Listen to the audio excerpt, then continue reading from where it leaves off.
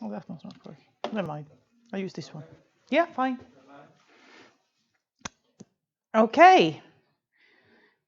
Again, the third meeting, and warm welcome to all of you.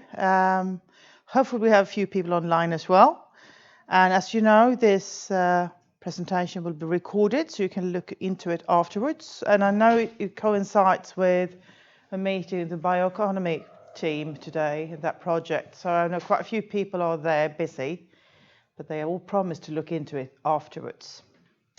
So the mission of today is obviously to go through the feedback that I've been given, the chats that I've had with quite a few of you this time, but also to go through the survey and then hopefully give you some inputs to the next meeting that you're going to have. So as we said before, this is obviously then the third meeting. Time flies, right? We started in September last year and we're going to end it the 12th of September. So we're going to be just about a year as planned. And as always, I keep coming back to the people agenda. This obviously refers to develop, since this is very much so. This is a cross-center development program that's been very supported by the GMC and with our ED, of course, as well, as seen as one of the most important programs that we have within HR. And just a reminder, if anyone has forgotten why are we sitting in this meeting today, why am I seeing my mentee or my mentor? Obviously, to give the best possible support for new or younger employees and develop their personal skills, research, project management. In addition, also that the mentor will give support specifically throughout the coaching sessions and the meetings that you have and the discussions that you have. It's going to be mutual development, obviously. Again, before we get started, just a reminder that we have this start the 24th of September. We have had one meeting in January. This is the third meeting, and the fourth meeting is actually scheduled. So that's going to be the 12th of September, was previously stated as the 3rd of September. I'll send out an invite for that just before summer. And that time we're going to have 2 hours. And I hope and think that Mons will join us then as well. And we'll also have some more feedback to each and everyone. And that time I will go through and have a meeting with everyone in the program. But as we said, that's part of the program. The most important part is obviously what the time you spend in your dialogues with your mentees or mentors. And actually here stated for a Skype meeting, but I know for sure that you're all using Teams now, which is so much more better, so much more stable. So that's brilliant. So whatever makes you happy, as long as you make it happen, that's brilliant. For the follow-up this time, I conducted individual dialogues with 14 mentees and 13 mentors. And in total, as you might remember, there's 17 mentees and 17 mentors in the program. All centers are represented. I did send out the survey, the short one that you have been kind enough to respond. The response rate is 76%, which I think is quite good. I say quite good, so I would like it to be 100. Next time I'm going to hunt you down to make sure that everyone responds. But I'm equally pleased that the majority of the mentees have responded, because obviously that's the prime target group for the program in order to find out how this program is working for you. And the response rate for mentors is then 55%. So I will start with going through the survey result and then come back to when it comes to the individual dialogues that I've had. And again, just again as a reminder, I only ask of the process. I have not asked any one of you, unless someone wanted to share something with me. I'd never ask what you talk about. I'm only interested in the process itself.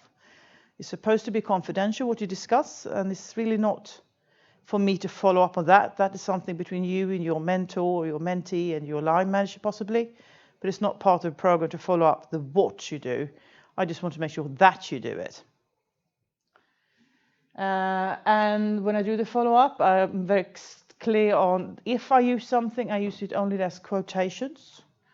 And I try to, if there's a he's talking about she, I'll be trying to say he and she, so you can't really see that because we're such a small organization. So I want to make sure that everyone feels secure in having the dialogues with me. Frequency-wise, most have had around 7 to 8 meetings so far from the start in September. Varies a bit. Some have chosen to have it every 6 weeks and some have chosen to have it every month. That's up to you, how it suits you best. And there's also, and I know it's a bit of a challenge for some of you when it comes to the time difference, and that's quite understandable. But again, just again want to emphasize the necessity for the mentees that you have the responsibility to book the meeting. Must be no query who's going to be responsible for that. On the other hand, I do expect the mentors to be positive and try to do their best to find dates where you can meet up, obviously. Some of you have been asking me to give you some topics or some tools, and some have said, don't need any more topics or tools. And I think that's all good, because we are all different. As I've said before, the program is one program for SEI as a whole, with 17 couples. But every couple, every one of those 17 have their own objectives and their own project together. So I cannot set up something that should be equal to all. My support is to make sure that you have the dialogue, not what you talk about again. However, this time, if you would like to use it, I've added a few remarks that you could use if you want to. If you don't want to use them, fine. However, there's one question that I would like all to address, and that's a mandatory question. And I will follow up that you have done it. I will not discuss with you what you said. I'll come back to that a bit later. So just some more input after this when I've gone through the survey. Okay, the result then. First of all, I'll always ask you, are you a mentor or mentee? There are 10 mentors and 16 mentees, so everyone but one mentee has responded, and that's brilliant. As always, I ask you as a mentor, do you feel that the use of time until now has been? And 3 say very good, 7 says good. Equally important, or even more important obviously, is the mentee perspective. And 10 mentees have stated that the time they spent with the mentor so far has been very good. 5 stated good, 1 has stated either or. So no one has actually said not so good and not good at all. So that's good. It's brilliant.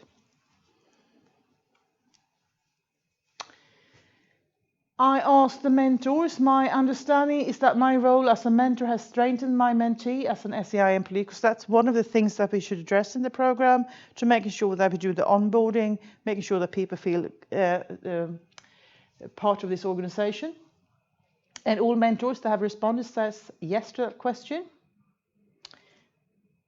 Now the question for the mentees, I feel that my confidence as an SEI employee has been strengthened by being a part of the program. 12 says yes, 3 says either or, and 1 says no. But this could also be a question, something I discussed with some mentees. How do you find your own confidence? But still, the ambition of the survey is not the research report. Could you close the door, please, Miriam? Yeah.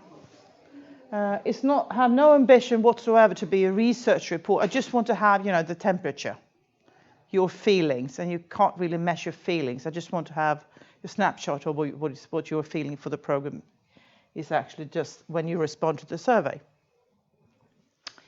I think the dialogue or exchange with my mentee until now has been very good or good.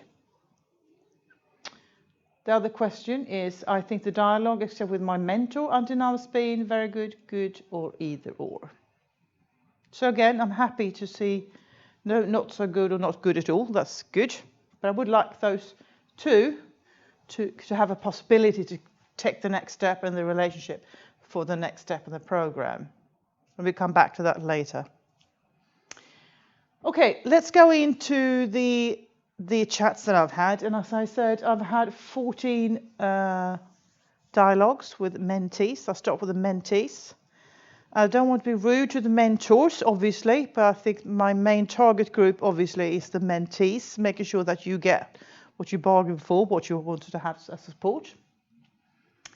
I enjoyed so much and have a great ongoing dialogue. We are getting more and more out of this. Quite a few people said that, using different kind of wordings, obviously. But as overall, there's a very positive approach, which is good. This is interesting. Thank you for your follow-up. Otherwise, I might continue to prioritize and even book our meetings. And that is exactly why we have this kind of setup in SEI. As I know, I've been working with mentorship programs for many, many years, 15, possibly 20 years. And I know in order to make it happen, you need to follow up. So it's not just starting a program and then you're done. You need to do the follow-up, because at least I'm a kind reminder, hopefully, when I start out the survey, when I say I will now approach you and have the follow-up, because everyone wants to be on your toes. Everyone wants to do what I ask you to do, and which is good. So hopefully this is positively challenging you when you have this. Everything's going well for me. I always have something useful to talk about with my mentor each month, and I'm happy about how it's going. Good. I think we have both enjoyed this so much. Even my mentor did the SWOT, and the dialogue after were great to reflect on together. This is a suggestion that you could use. Obviously, the SWOT that I presented in the first meeting is something that I recommended for the mentees. On the other hand, you're more than welcome to have this dialogue being a mentor as well. Could be interesting to have your reflections on your development and your careers and your threats and possibilities, because that could also get yourself to learn each other a bit better. So that's absolutely fine to do. So the SWOT is not necessarily just for mentees. I've been using that SWOT for many, many years, and it's equally good for managers, non-managers, and others. It's a question how much you want to open up. So if you want to be brave enough, use it. My mentor constantly challenged me with new surprisingly questions that really makes me think and reflect, and I love that statement. That is excellent, top-notch mentoring for me. To put questions that your mentee has not been thinking about at all. To think outside the box, to support that thinking outside the box, to challenge you positively. Obviously, now you should be at that stage when you have got to know each other so much so you can trust each other enough to have this dialogue. And then you can start positively challenge each other. I think my mentor would be happy if I used him or her more. At the same time, I'm worried that I might disturb him or her. This feels a bit confusing sometimes. No mentor has ever said to me, not in this program or the previous program, that they think their mentee is disturbing them or challenging them or haunting them or looking at them up in different times of the day or evenings or whatever. So don't think like that. Don't have that feeling at all. The mentees are so proud to be your mentors. Sorry, the mentors are so proud to be your mentors, so you can use them. You can. So don't let that feeling hold you back, because they're there for you. And the longer the program goes, the more used you will get to each other, and the more you can challenge and interact with each other. So make sure you use that time wisely.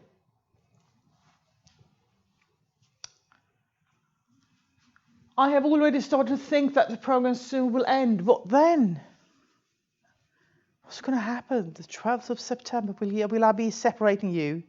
Will you never be able to talk to your mentor again? Of course not. I mean, if you want to continue, it's up to you, and it's going to be a follow-up question to that in the next survey. But you are the one deciding that. You as mentees. Of course, again, if the mentee feel no exchange for this anymore, then you shouldn't go on. But it's quite okay to continue. Then you just discuss it. The only difference is I closed the program the 12th of September. So I'm not coming after you with the surveys or follow-up chats or whatever. So you be on your own. And you will do fine, absolutely.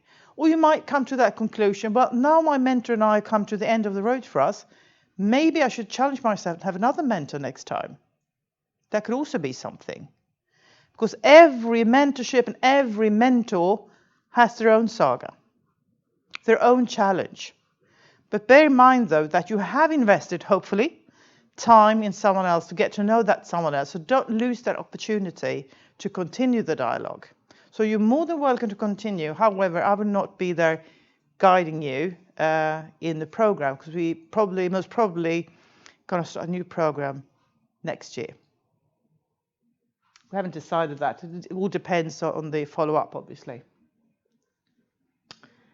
I really developed our dialogue. We have really developed our dialogues this last 6 months. I think that we can both be more honest, and I really enjoy our dialogues now.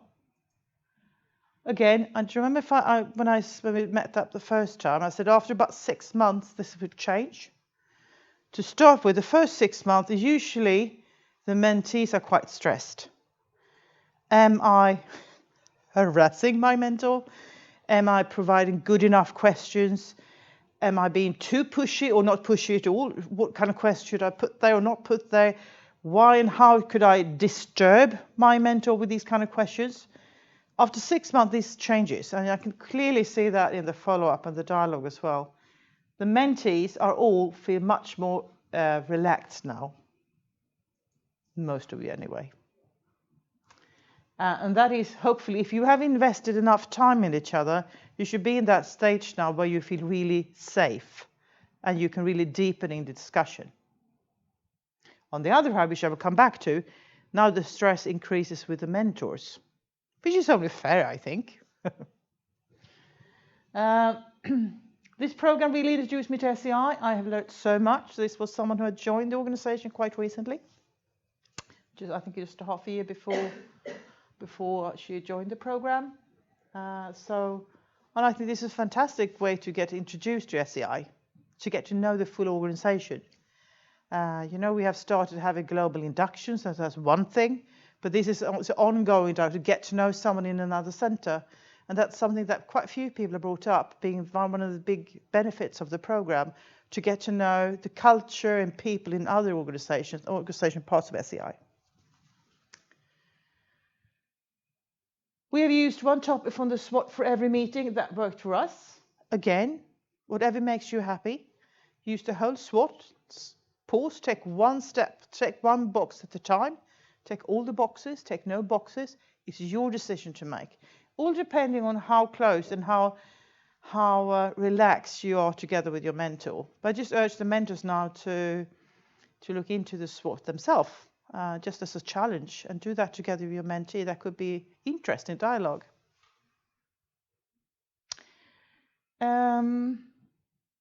Self-assessment is really tough when the one challenging you is your mentor.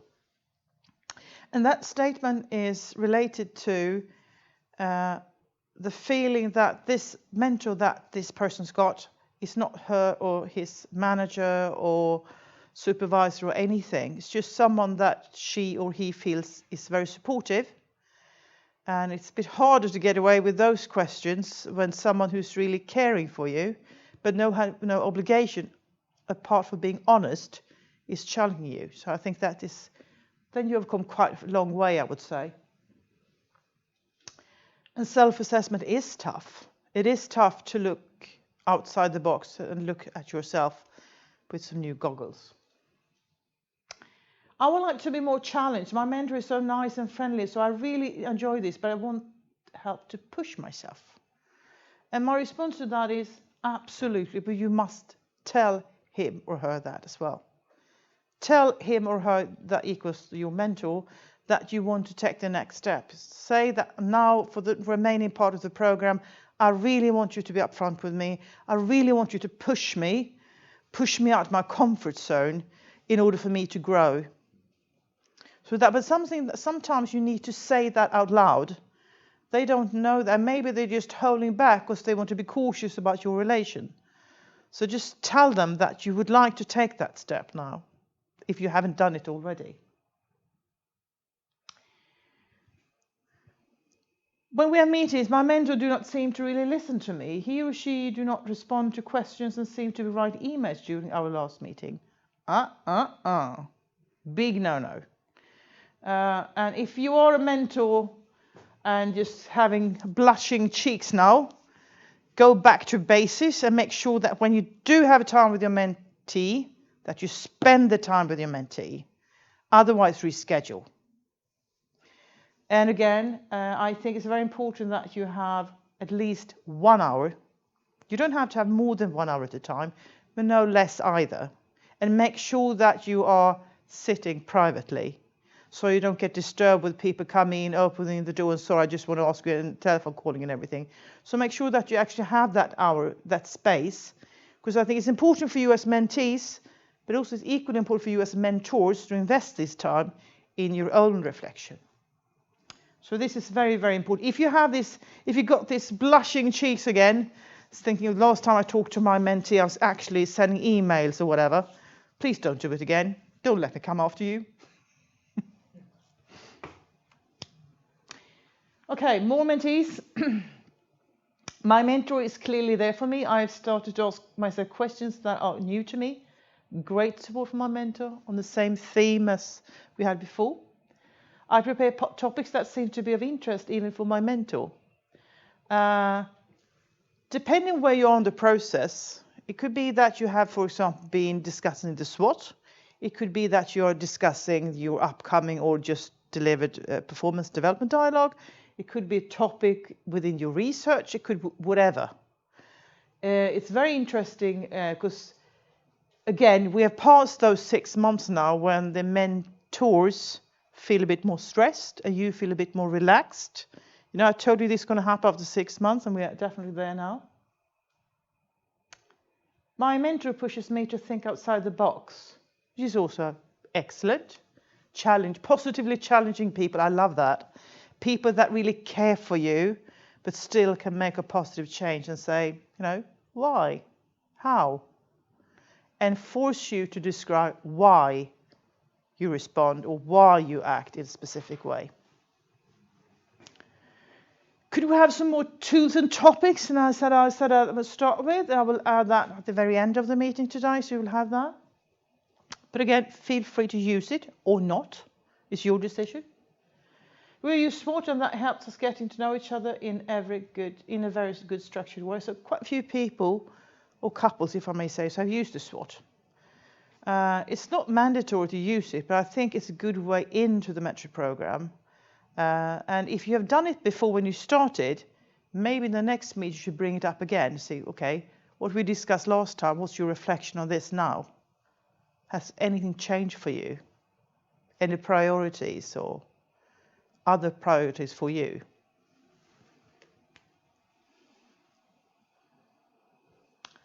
Mentors then.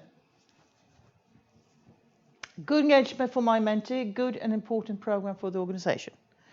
And it all boils down to this. There's two of 6, 2 to tango, but I mean, there is a definite need for the mentee to want to be a mentee and drive the process.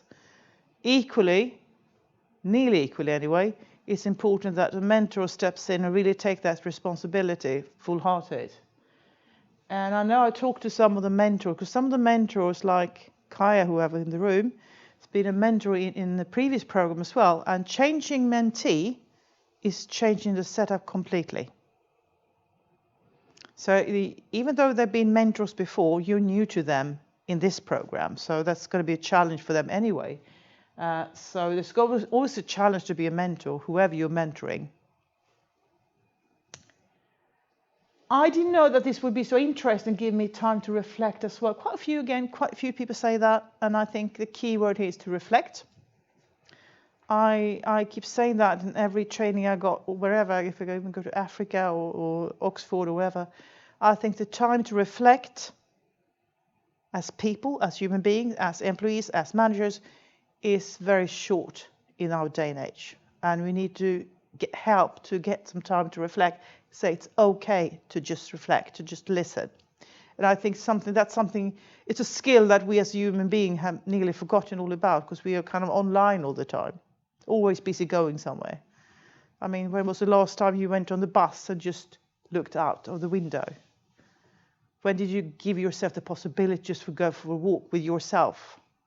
Sometimes I say to people, set up a meeting with yourself. take yourself out for a walk for half an hour.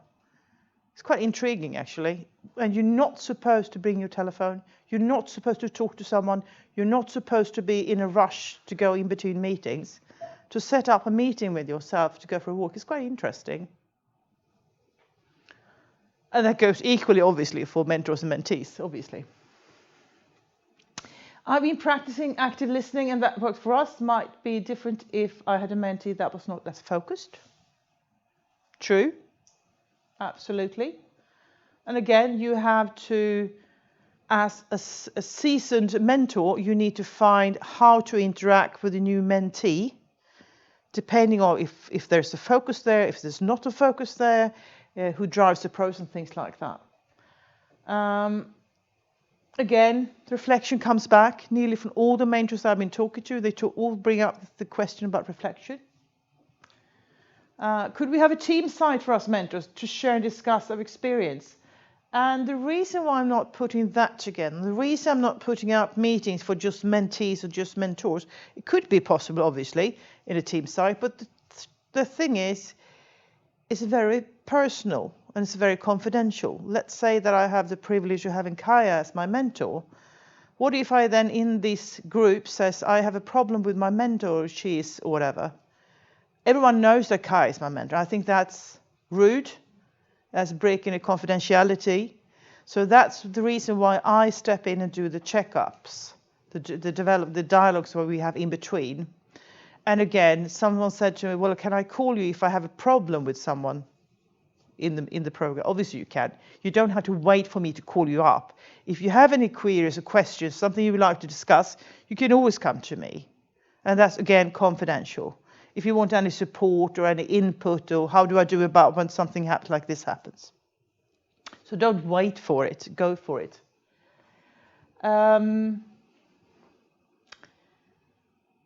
So that's the reason why we don't have a team site. It's a very good idea, I think. But on the other hand, I do not want to breach the confidentiality in the program, so I would not put it up there. And again, as I said before, all the program it's just one program consisting of 18 projects. And I think you all need to find the path that is best for you, working for you where you are in your career just now. Are you coming back from maternity leave or going on maternity leave? Have you just joined SEI? Have you been in SEI for quite a while? And your interest and what you want to drive. And I think that should be kept in the mentorship relationship. But again, if you need any support, let me know. Maybe this should be mandatory when you're a senior. Someone said that to me. It was quite a few, actually, mentors. But I don't think so. It's not going to happen, not in my reign. And the reason to that, I think you could be a fantastic, number one, second to none researcher. That does not imply that you could be a good mentor. It's two completely different traits. If you are a senior researcher and in addition have the traits of being a mentor, that's brilliant. Then I'm more than willing to have you in the program. But for me, the personality traits are so important that these are people that really want to be a mentor, not because they want to be seen on stage, pardon my French, but I think it's important that I actually keep to that. And I will do that as long as I run the program. And I think it's very important to handpick. And again, I just want to emphasize that when the mentees join the program, they send in an application to me. And they also wrote what kind of mentor they wanted. And it's not by chance that I put the two of you together. I really put lots of effort into thinking into the personality, the interest, and really trying to find someone that will go well with you. And since no one's left the program this far anyway, so hopefully there's a chance for that. So I think it's more important to find the personalities and the cross-center perspective and the seniority perspective in the package. My mentor has not used the SWOT tool. Should I ask him or her to do so? Well, you can always ask that someone to do it, but if they don't want to do it, don't push it. That's not the most important thing. You don't have to report. It's not a tick in the box. The SWOT is there to support you. And if the mentee do not see the use of that, fine, do something else. As long as you have an ongoing good dialogue, I'm fine. But if you start to having problems with the dialogue, then you might be able to bring it up. But it's not mandatory to do it, obviously. I'm really proud to be part of the program. There's quite a few say that, and I think you should be as mentors. You were handpicked by your center director and by myself, that you are a good person to be as a senior, to be as a mentor in the program. And again, I have quite a few people applying to be mentors. But if I don't accept them, they will not be part of the program. So again, it has nothing to do with the amount of how old you are, how long you've been in the organization. Again, I look for specific traits, as I said in the first meeting. We have had our meetings short and frequent. Is that okay? EA not every 6 weeks for 2 hours. So that couple had it every month for an hour. And that's perfectly fine. Whatever makes you happy. It was also the time, obviously the time, but also the time difference for some mentors and mentees. And I know we have some mentors struggling a lot with this, and I know you're doing whatever you can to make it happen. If that is 1 hour every month, absolutely fine, as long as you have ongoing, frequent dialogue. And don't let there be too much time in between the meetings, though. Always make sure that you have a new meeting scheduled. I'm surprised about the broad range of questions that we addressed. And this mentor was new as a mentor in the program. And he or she was really, really surprised about the amount of questions and topics that they have addressed so far. And he or she thought it was very encouraging and very motivating to have this wide range of questions. So keep that up. I have been able to present her to my network, and my network is bigger thanks to my mentee. Excellent. And this specific mentor said, if I hadn't been a part of this program, I doubt that I would have met this person. And now I'm so happy to have that person as part of my network. And now we can actually work together in projects in a way that we didn't do before. So that's another benefit for having the cross-center collaboration. But also how to learn. How is it, like for someone said, you have a different setup when you do promotions in HQ compared to other centers. It's interesting to know. It's interesting to know how other centers are doing it as well. So we could always learn from each other. What works well in your center? What is your challenge in your center? How do you use that? How do you utilize that? How do you enhance the good stuff? And how do you address the things that's not working too? What can you do to improve the culture of the organization in your center? Things like that can also be addressed, obviously. I was a bit concerned that my mentee at first did not drive the process, but now I really feel that he or she is in charge. Great to see. And this specific mentor was a bit concerned last time when we talked. She said that he or she said that she was a bit concerned that should I step in and drive the process? And I said no, just stay and listen. Continue to give feedback. Continue to give open questions. Continue to challenge him or her. Do not go in and drive the process, because that's the biggest no-no you can do as a mentor, that you get carried away and think, I know exactly how this should be done, and then you start doing things. But that is not your objective. You should stay calm. Make sure that the mentee is driving the process. Even though it's itching all over because you know exactly what to do and whom to talk to, you must provide support so your mentee can take that step. That will make them grow. And you will be a magnificent mentor. I was a bit stressed earlier, but I know now that I do not have to deliver ideas and topics. It's up to my mentee to set the agenda, and he or she is being very smart and flexible so I can focus on the listening part. Again, coming back to who's driving the process. So that's good. Okay. I did say that we're going to get to some kind of homework until September. And feedback is always a challenge.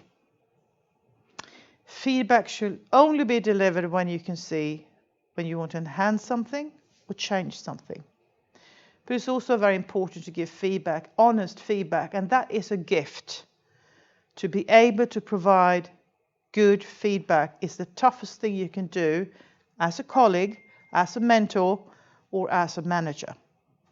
That goes for project leaders and everything, obviously, and as your peer as well.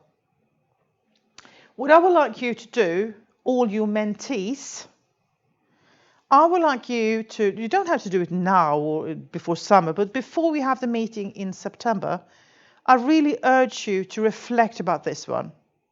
I would like you to provide support or feedback to your mentor so he and she also can develop when, if and when they are going to be part of another program, since we're going to start a new program next year. I really appreciate that you, and be specific. If the best part of your mentor has been that you've been there for me, tell how they have been there for you. So don't take the easy way out now. Don't say, because you've been very nice and you've been responding to my emails. That is not feedback. That is a working relationship, as we all should have. So try to push yourself and try to give the best feedback you've ever given anyone. No pressure. I really appreciate that you, especially that you have, and be specific again, that you've challenged me, or whatever it might be. My feedback to you as a mentor in order for you to grow as a mentor is what? To listen more, to focus more, to give me more time, to give me less time, to challenge more, to listen less, to guide me, not to guide me, all these kinds, use whatever you can, but challenge yourself as mentees now, because this is your gift. This is your gift back to your mentor. But please, please, please try to be as honest as ever. And then you can always discuss, okay, now me giving you this feedback, what's your reflection? So you can train that, because it is a challenge to give feedback. I mean, it's like going into development dialogue and saying, I like you and you like me. Do we have any questions? No, we don't. Any courses? No, thank you. Then we're done for this year. I mean, that's not good development talk, obviously. Nella. Are they going to do the same with us? Like, should we expect also summary feedback from them to us? I'll come back to that. Mm-hmm. We start with you first. I would like you, because this is your learning point. Your learning point in how to deliver feedback. And if you feel really stressed about this, you can come to me and I can support you. We can train together. We'll just set up a meeting with me and you can just bounce ideas. Can one really say like this and can one not say like this? So this is from the mentee, because I always said what you should do as mentors, but I would like your mentees to step up and give the feedback and be honest. And really try to be as specific as you can and as honest as you can, and try to avoid being too polite. Politeness has never developed anyone. Again, this is positively a challenge for you to deliver feedback to someone and for the mentor to get something back as well. So this is that part, and obviously, Nella, if you want to do it the other way around, discuss it with your mentor.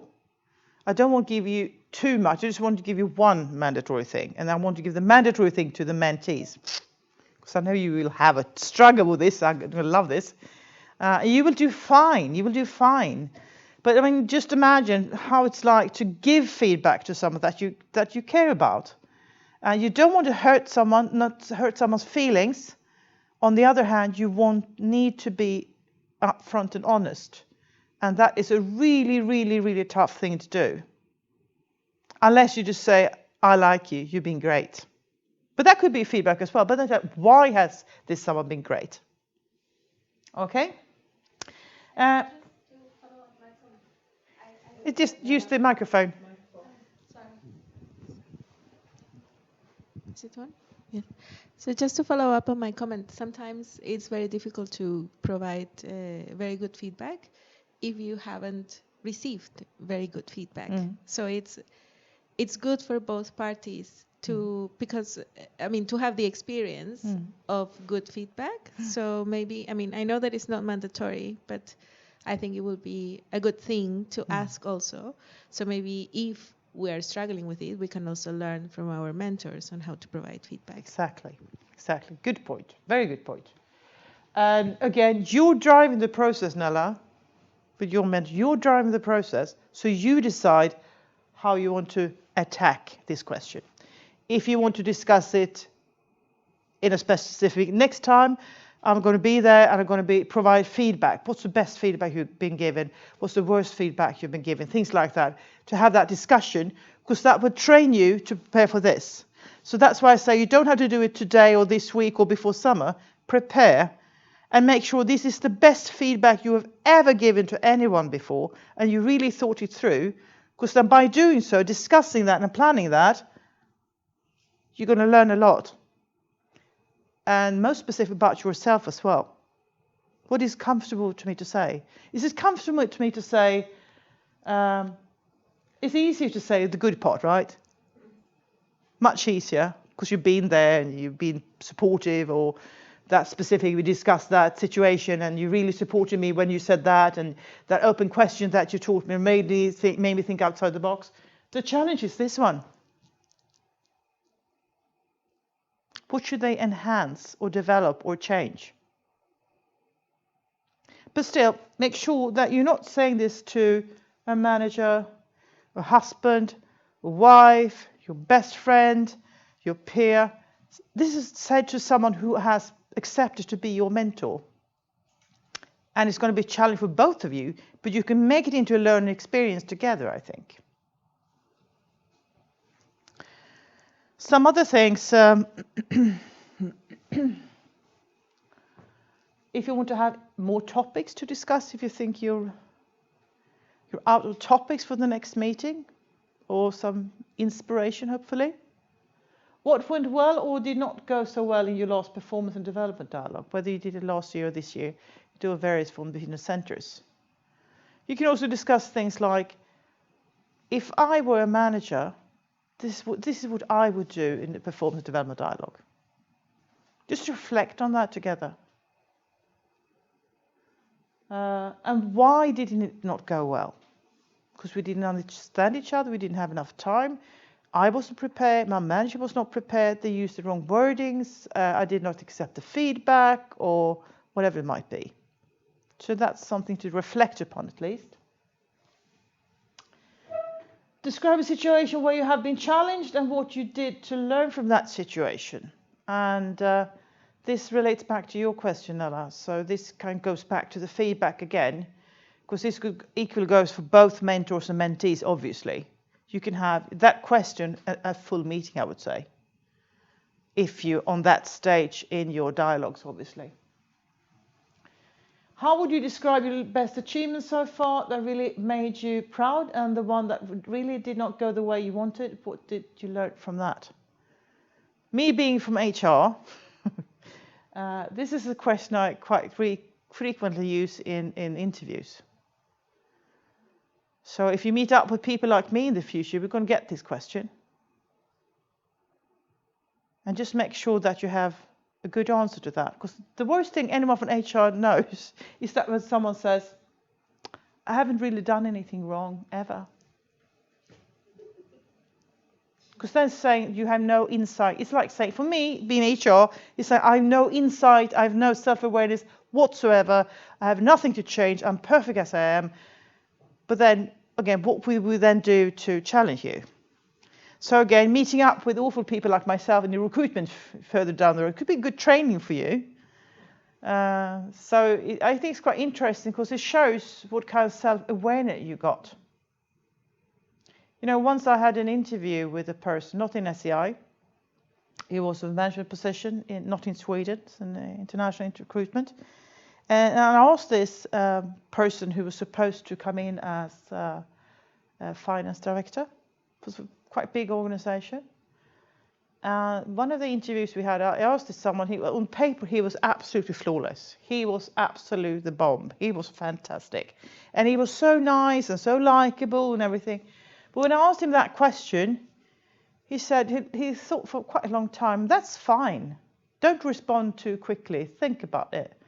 But then he said, well, actually, I'm not such a good cook. And that's really, for me, it was like, okay, could we go back and take the question one more time? Because I didn't quite get what you said. And to be quite honest, he did not think that he had anything that he needed to change. He had not done anything wrong that gave him any insights, and he was around 45-ish, something like that. For me, it's a big no-no. Because everyone, we have all done it. We all done mistakes. I have, you have, we all have. But what did you learn? And what pops up at the top of your mind, the thing you did not go so well, what happened? Why did it happen as it did? What could you do differently next time? So it's an interesting way of thinking, because this shows self-awareness, I think, whether you have any insights on your possible development areas, because we all have them, don't we?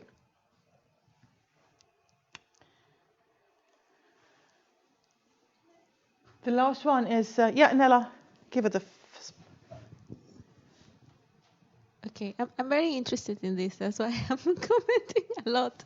But sometimes I think the challenge is not necessarily that you are not aware of your flaws. I think that sometimes the challenge is that we are too hard on ourselves, and sometimes it takes a lot to recognize when we're doing things right. And sometimes I don't know how to address. How can I search for help for that? Because I think that it's. I don't not only see it on me. I also see it on other people. That there are some people that are super good in saying, yes, I'm really good at this and I'm good at that, and and everybody can see it. And then you have the other type of people who are like, we make a tiny little mistake and then we are like devastated about that, and it's very hard for this group to actually say, yes, I did this right. We always think that we can make it better, that we could have made it better. And I don't know if what kind of questions we could ask our mentors to address this issue, because I think it's not it's related to this question, but it's not reflecting on what we're bad or what we're good at. It's more on how to balance the perspective a little bit, and that's a little bit more tricky to formulate. I think, for example, the question of when you talk about, possibilities in life, and you say, let's say, I met my mentor the other week, my own, not my private mentor, mentee, sorry, my mentee, I met my mentee, sorry, well, it's private mentee.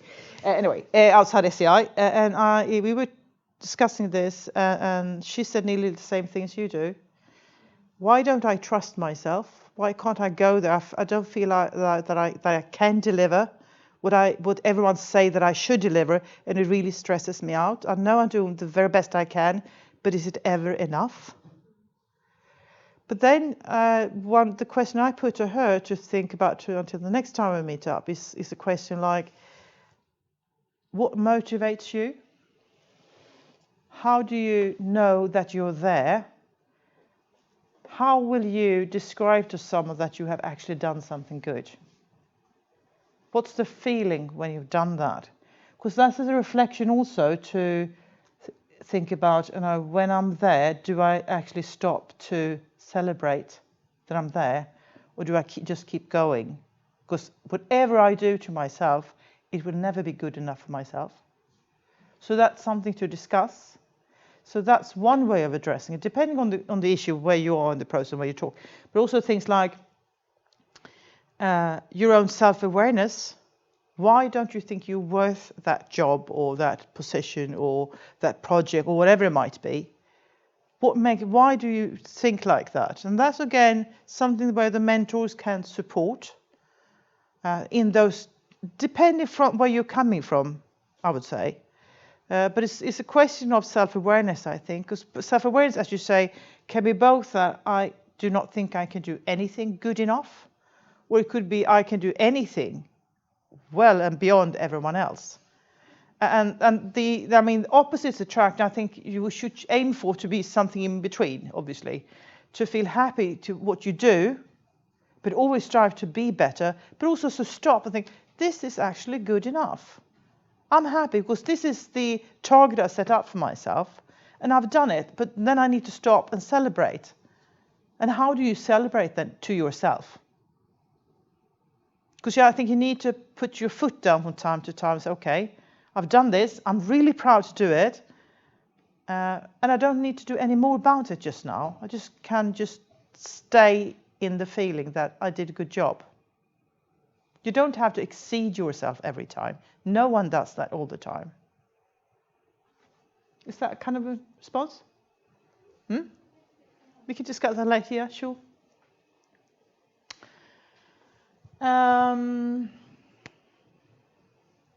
It could also actually be this question. How would you describe your best achievement so far that really made you proud? If you just stop there, what made you proud? How could anyone know that you did deliver or that you were proud? What did you say to yourself to be proud? How did you celebrate that? How did you make sure that everyone else knew that? And how did you convince yourself that what you did was good enough? So again, a reflection around these questions, depending where you're coming from, what you want to talk about. But I think that is, and maybe we should have the last meeting as a self-awareness session, because you can do some exercises in order to do so. I did that when I was in the Africa Centre, which is quite interesting. Because I mean, sometimes I say that there's a big difference in working with your values, or living your values, or having a wish list. There's a big, big difference. Some people say, I want to do, but that's more a wish list because they're not ready to devote themselves to that desire or wish. So then it's just a wish list that would just add on anxiety for you. Actually, I think this is the last one. Reflections that triggers motivations. And again, you can use any of these questions or some of these questions as an input to your upcoming meeting. Pick one if that's good enough. Pick all if you want to go through them. But I think it's quite interesting to have a discussion around this and be aware of this is not a written exercise that you fill it in and you send to your mentor before. If you want to do that, fine. There's no request. It's more like to have a reflection around. So what are my reasons for wanting to achieve my goal? Why do you want to go that road? What's the reason behind that? What's your motivator to do so? What steps do you need to take to move closer? And are you willing to take those steps? And when are you going to take those steps? And who will support you to take those steps? What will be the consequence of not being motivated to achieve? Let's say, for example, that I want to become a senior researcher within water, which could be a drag for everyone in this organization. Let's say I go for that. That's my only ambition in the world. But then I also have to reconsider, if I'm not going to do that, if I'm not going to do that investment in myself and my capacities, what happens then? Will I just be delusioned? Or will I have to pick another target? You know, my mentor once said to me, I think I said that the first time we met up, where do you want to be 10 years from now? And I knew exactly where I wanted to be 10 years from then. But I didn't want to say it. But when I actually did speak out and say what I really wanted to be in 10 years from then, that's many years ago, his only comment to that was, why aren't you there already? What's stopping you? And I had every excuse in the book for not going there. You know, I need to, and I have family, and I can't possibly, and then I would like to, need to. But so, okay, pick another goal then, he said. And as again, I was really, really frustrated because I think he was being really rude to me. I thought, hear me, showing my direction, where I want to be, and I was really opening myself up to him and saying what I really wanted to do 10 or 5 years from now. But then he asked me to pick another goal. But then he just said to me, Maria, you're not willing to pay the price. You're not willing to invest, so let's pick another goal. And he was absolutely right. I just needed someone to say that out loud to me. And I think I would have been quite happy where I was, but I was going to be even happier where I was 10 years later. Talking in riddles now, aren't I? What stops or reduces your motivation? Obstacles? How to overcome them, if you have any? What habits can I create to increase my motivation?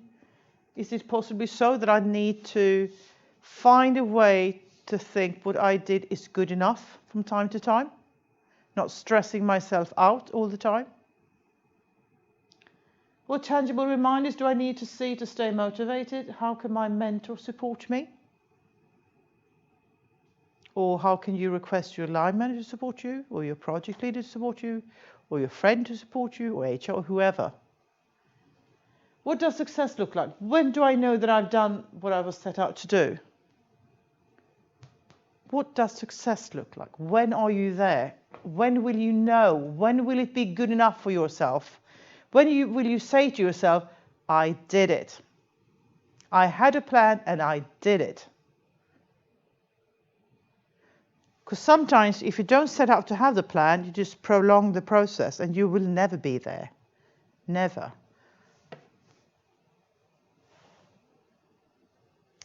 Okay. I promised 1 hour today. I managed to do it. 2 minutes left. Any questions online? No? Thank you, Ian. Any more in the room? No? Goody goody. And as always, this is recorded, so you can have it with a glass of wine to the weekend. No, sorry. So if your mentor or mentee has not seen this, you're more than willing to look into it. I will send out the link after this, and I'll also send out the presentation, so you'll have it. So see you all in September. Have a very enjoyable summer, and take care and challenge yourself immensely now. Bye-bye. Thank you.